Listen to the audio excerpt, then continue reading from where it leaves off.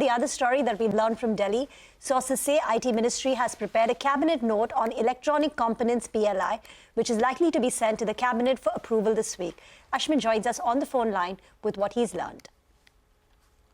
Well, it's been a long time coming as far as this PLI is concerned, the electronics components PLI. The latest that we're picking up from sources within the government is that the cabinet note has been prepared and that it will be put forth before the cabinet. It will be sent up to the cabinet for approval. Now, this has been a long time coming. There's been a lot of speculation. There's been a lot of conversations over the last 3 to 4 months over the nature, shape and form of this PLI scheme. Let's break down the details. Now, as far as the details are concerned, the PLI, as the name suggests, is aimed at electronics components like batteries, displays, PCBs. That's the main thrust of this electronics PLI. In terms of what the outlay looks like, what we're given to understand that the figure in mind that the government has put forth is 25,000 crore rupees. That's a large figure, but not as large as what the industry had sought. The industry had made a pitch for 40,000 crore rupees.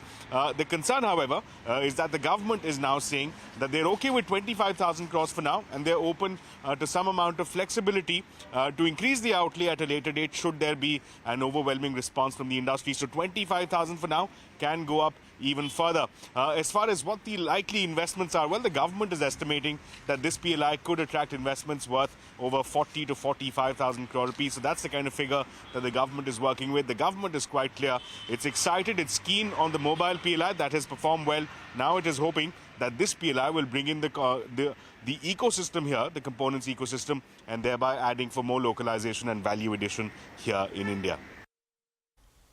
Thank you, Ashmit, for those details. Deven Choksi, Managing Director at DR Choksi FinServe, is now with us on the show.